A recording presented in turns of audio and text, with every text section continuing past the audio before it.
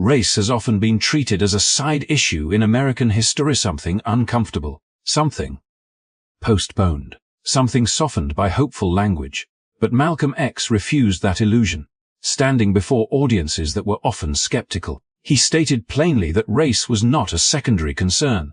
It was America's most serious domestic problem. And more importantly, he argued that the country already knew this. Government leaders acknowledged it behind closed doors. Commissions were formed. Speeches were delivered, yet the heart of the problem was consistently avoided. Malcolm X challenged a nation that preferred discussion over honesty. He questioned why institutions held conferences and issued statements while carefully excluding voices that spoke from lived experience rather than political safety. To him, these public conversations were not designed to solve anything. They were designed to manage discomfort, to calm tension, and to preserve a system that benefited from delay. His message cut through polite language and demanded something far more difficult: truth without decoration.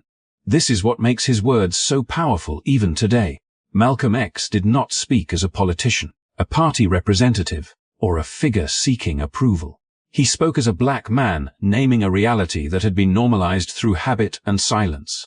He argued that real change could never come from symbolic gestures or carefully controlled narratives. It could only begin when the true cause of the problem was acknowledged openly and without fear. In this video, we take a closer look at that challenge. We break down Malcolm X's message, not as a moment frozen in history, but as a confrontation with ideas that still shape society today. This is not about provocation for its own sake, it's about understanding why certain truths are resisted, and what happens when someone refuses to soften them. If you value content that goes beyond the surface and isn't afraid to ask difficult questions, make sure to like this video and subscribe to the channel. Your support helps us continue bringing thoughtful, focused breakdowns that cut through the noise. Let's begin. After naming race as the central issue America refused to face, Malcolm X turned his attention to what many believed was the solution. Integration was often presented as progress, a moral victory, and a promise of equality. But Malcolm saw something very different beneath the surface. To him, integration was not liberation. It was a carefully managed illusion that kept black people tied to a system that had already decided their place within it. Rather than dismantling inequality, it rebranded dependence as hope and patience as virtue. Malcolm argued that the problem was never simply access. It was ownership. A person could sit in the same classroom, work in the same office, or live on the same street and still remain powerless if the rules, resources, and institutions were controlled by someone else. Integration, as it was practiced, did not transfer power. It offered proximity without control, presence without authority. Black people were invited to participate, but only under conditions that preserved existing hierarchies. The system did not change. It merely expanded its boundaries enough to appear fair. He often returned to the idea that a community cannot be free while relying on permission, political strength, sufficient economic security, and cultural identity cannot be borrowed. They must be built, protected, and owned. Malcolm believed that integration discouraged this process by training people to measure success through acceptance rather than independence. When progress is defined by entry into someone else's world, the goal quietly shifts from self-determination to approval. Over time, that approval becomes more valuable than freedom itself. What troubled Malcolm most was how integration reshaped ambition. Instead of asking what black communities needed to govern themselves, educate their children, and control their labor, attention was redirected towards symbolic milestones: a seat at a table, a position in an institution, a sign that read open. These moments were celebrated as breakthroughs, yet they left the foundation untouched. The same system that had excluded black people for generations remained intact, now reinforced by the appearance of inclusion.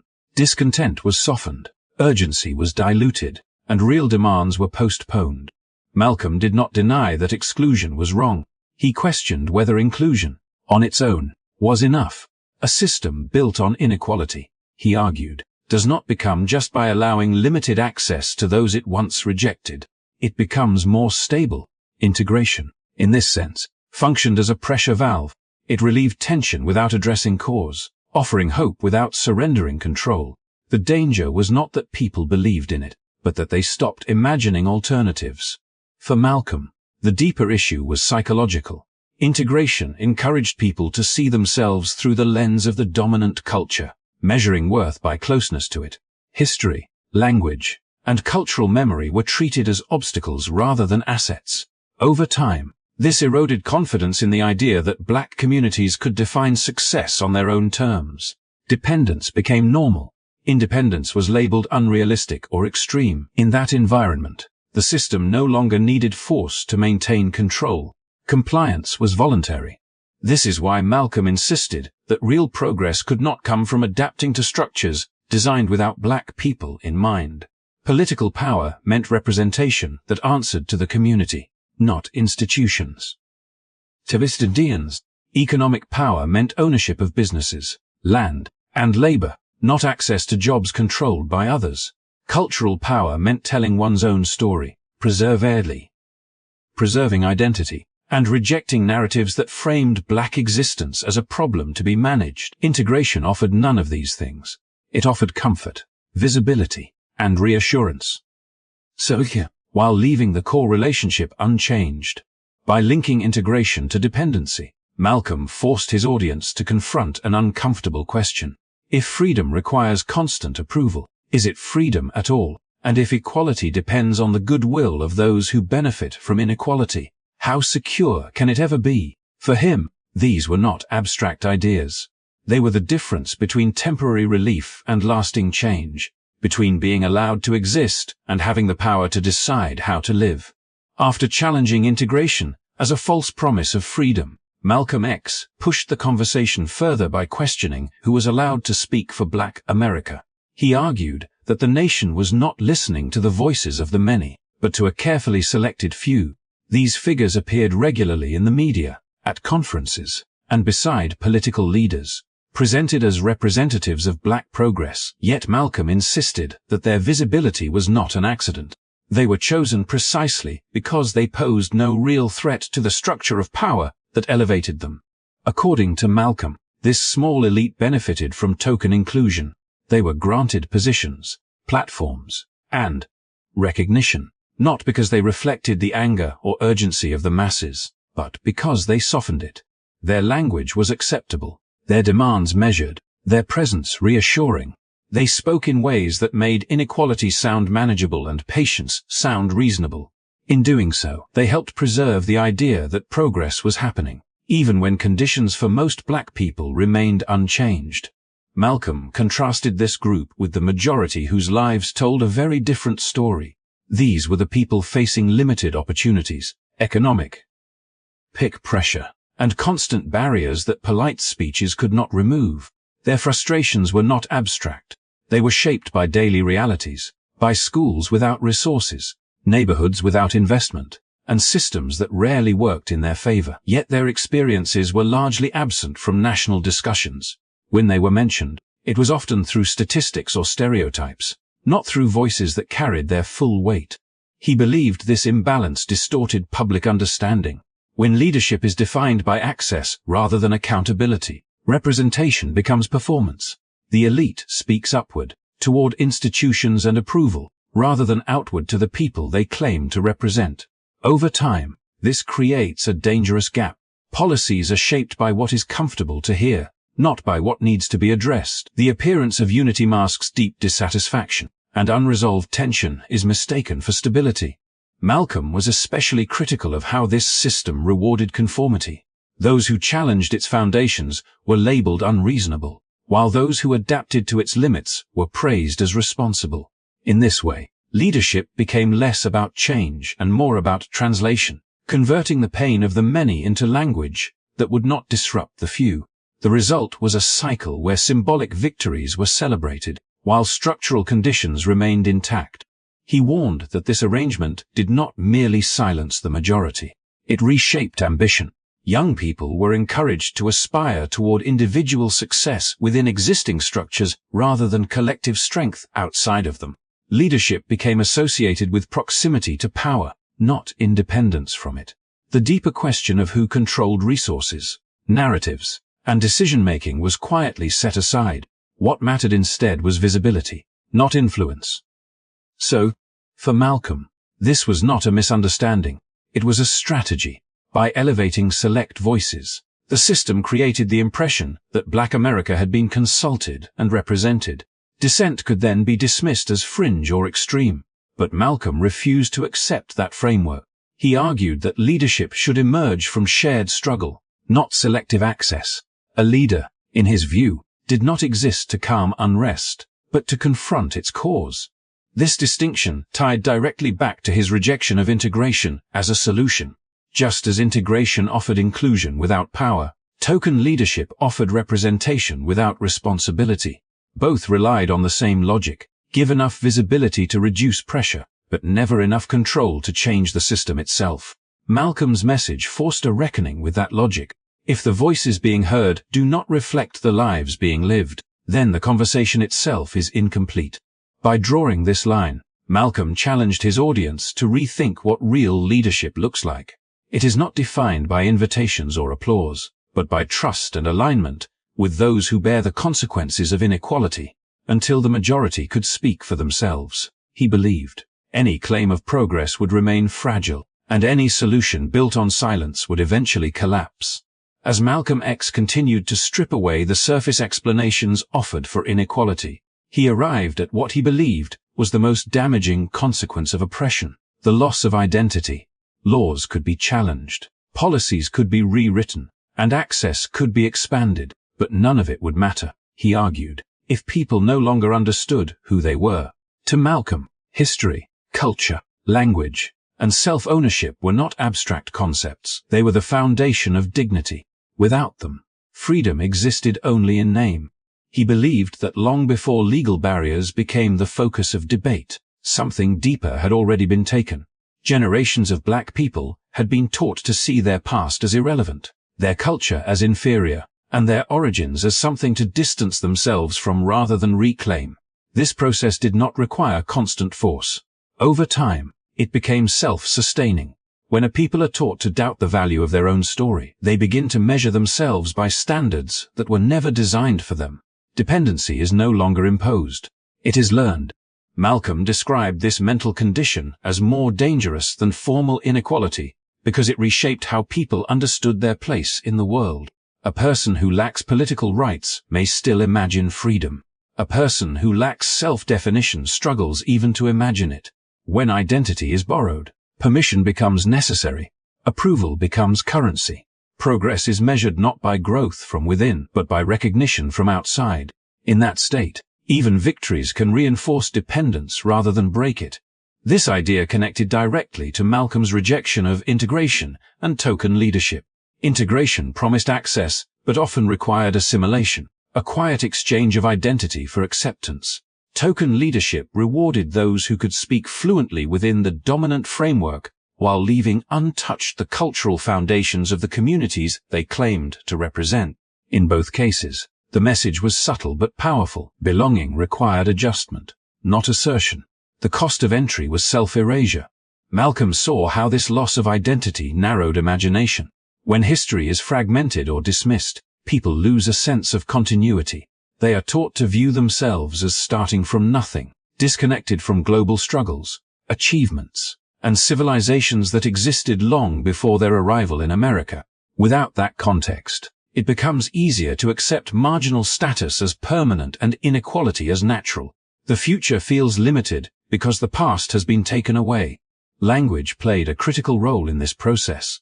Words shape thought, and Malcolm believed that adopting labels and narratives imposed by others reinforced dependency. When people describe themselves using terms defined by those who dominate them, they unconsciously accept the assumptions behind those terms. Identity becomes reactive rather than self-directed. Over time, this weakens confidence in the ability to build independent institutions, cultures, and systems of meaning. For Malcolm, reclaiming identity was not about nostalgia or symbolism. It was about power. A community that understands its history can define its goals. A community that values its culture can resist manipulation. A community that controls its narrative can reject roles assigned to it. Mental freedom, in this sense, was the prerequisite for every other form of liberation. Without it, political and economic gains would always be fragile, vulnerable to reversal or co-option. He warned that a system does not need to enforce inequality aggressively if people have already internalized their limits. Mental dependency creates compliance without coercion. It produces gratitude where accountability should exist and patience where urgency is required. This is why Malcolm insisted that addressing identity was not secondary to legal reform. It was central. Laws could change behavior, but only identity could change direction. By placing the loss of identity at the center of oppression, Malcolm challenged his audience to reconsider what freedom truly meant. It was not simply the absence of barriers, but the presence of self-knowledge. It was the ability to stand in the world without asking permission to exist, define, or belong. Until that foundation was restored, he believed, every reform would remain incomplete, and every promise of equality would rest on unstable ground.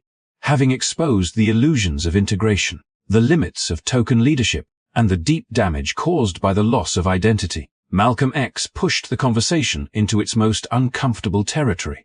He challenged the very story America told itself about black presence in the country. Rather than accepting the familiar narrative of opportunity or progress, he reframed that presence as evidence of a crime. This shift was not rhetorical. It was foundational. If the origin is misunderstood, he argued, then every solution built on it will be flawed. Malcolm insisted that black people did not arrive in America by choice, ambition, or migration. They were brought through force, stripped of freedom, family, and identity, and held in place through violence and law. To describe this history as a gift, or even as a tragic but resolved chapter, was to erase responsibility. A crime does not disappear with time, and it is not corrected by partial concessions. Its consequences remain until the harm is fully acknowledged and addressed. This framing directly challenged gradual reform. Malcolm rejected the idea that small adjustments within the system could resolve a problem created by the system itself. When injustice is treated as a misunderstanding, reform becomes a matter of patience. But when injustice is recognized as a crime, reform demands accountability. Symbolic gestures, Tavisms and polite language, and surface-level change may soften appearances, but they do not undo damage rooted in force and exploitation. He often used analogies to make this point clear. Removing part of the harm while leaving the structure intact does not restore justice. It only changes how the harm is experienced. Malcolm argued that freedom could not be delivered in installments when the original deprivation was total. The loss of liberty, land, labor, and identity was not gradual, so its repair could not be gradual either. Anything less than a full reckoning risked preserving the imbalance under a different name. This perspective tied seamlessly to his earlier arguments about power and dependency. If black presence is treated as something to be grateful for, then every demand for equality can be reframed as impatience. Gratitude replaces justice. Malcolm rejected that moral framework entirely. He believed that gratitude was inappropriate when the foundation itself was built on coercion. A system that benefits from historical wrongdoing cannot claim virtue for offering limited relief from its effects. By naming slavery and forced removal as crimes, Malcolm shifted the burden of explanation. The question was no longer why black people struggled to achieve equality, but why the system that created those conditions had not been held fully accountable. This reframing exposed the imbalance in national conversations. Progress was often measured by what was given, not by what was taken. Malcolm reversed that lens, insisting that understanding loss was essential to understanding inequality. He also understood how powerful this narrative shift could be psychologically. When people are told their presence is a favor, they are pressured to prove worthiness. When they understand their presence as the result of injustice, the pressure moves outward, toward those who benefited. This was not about assigning personal guilt, but about confronting historical reality honestly. Without that honesty, Malcolm believed reconciliation would remain performative rather than transformative. This is why symbolic gestures held little value for him. Symbols could acknowledge discomfort without challenging advantage. They could suggest progress while leaving control unchanged. Malcolm saw this pattern repeated across institutions that praised inclusion while resisting structural change. As long as the origin story remained distorted, the solutions would remain shallow. By reframing black presence in America as evidence of a crime, Malcolm X did more than critique history. He redefined the moral landscape of the present. He forced his audience to confront the difference between generosity and obligation, between reform and repair. His argument was not rooted in bitterness, but in clarity. A wound cannot heal properly if it is never named, and justice cannot emerge from a story that refuses to tell the truth about how it began. As Malcolm X brought his message to a close, he left no room for comfortable misunderstandings. After dismantling the myths of integration, exposing token leadership, reclaiming identity, and reframing history as an unresolved crime, he arrived at his final and most demanding conclusion. True freedom, he argued, does not come from politeness or patience. It does not grow out of gratitude for limited access or from appeals for approval. It begins with honesty, power, and self-determination. For Malcolm, honesty meant naming harm without dilution. It required calling injustice what it was, not what made it easier to discuss. When harm is softened by language, it becomes easier to tolerate and harder to resolve. Malcolm rejected the idea that progress depended on making others comfortable. Comfort, he believed, was often the enemy of change. Justice could not emerge from silence or avoidance. It required clarity, even when that clarity disrupted familiar narratives. Power was the next essential element. Malcolm did not believe freedom could exist without the ability to decide one's own direction. Rights that depend on permission can be withdrawn. Opportunities granted without control can be reshaped at any moment. He argued that political strength, economic independence, and cultural confidence were not optional additions to equality. They were its foundation. Without them, progress remained symbolic, vulnerable to reversal, and ultimately incomplete. Self-determination tied everything together. Malcolm insisted that a people must define themselves, speak for themselves, and build for themselves. This was not about isolation or hostility. It was about dignity. A community that relies on external validation to confirm its worth is never truly free. Malcolm challenged the idea that acceptance should be the goal. He believed respect followed strength, not the other way around. Freedom, in his view, was not something to be requested, but something to be established. What made this conclusion so powerful was its refusal to compromise with illusion. Malcolm did not offer easy reassurance or gradual comfort. He offered responsibility. Responsibility to confront the truth of history. Responsibility to recognize how systems benefit from inequality. Responsibility to move beyond symbolic change toward structural transformation. This was not a message designed to win universal approval. It was designed to provoke reflection and demand accountability. In the end, Malcolm X was not asking for sympathy. He was demanding recognition of reality. He believed that justice could only begin once the harm was fully acknowledged and the structures that profited from it were openly challenged. Anything less, no matter how well-intentioned, risked preserving the very conditions it claimed to oppose. Thank you for taking the time to engage with this story and these ideas. If this breakdown helped you see Malcolm X's message with greater clarity and depth, consider liking the video and subscribing to the channel. Your support allows us to continue exploring history, power, and truth beyond the surface, one conversation at a time.